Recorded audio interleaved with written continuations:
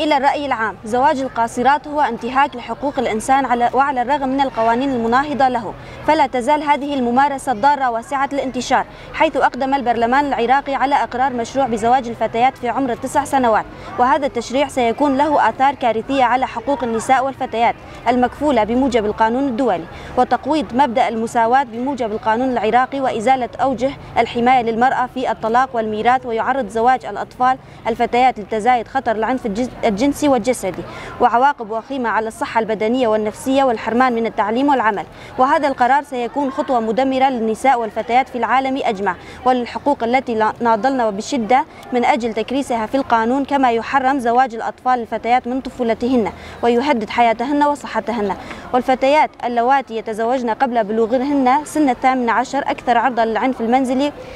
ويقل احتمال بقائهن في المدرسة، كما يعانين من مشاكل اقتصادية وصحية وأسوأ من أقرانهن الغير متزوجات، وتنتقل في النهاية إلى أطفالهن. لذلك نحن كمنظمة سارة لمناهضة العنف ضد المرأة ومنظمة ستيرك لحماية حقوق وشؤون الأطفال نرفض وبشدة هذا القرار، ونطالب جميع المنظمات الدولية والإعلامية والحقوقية التي تدعي حماية حقوق الإنسان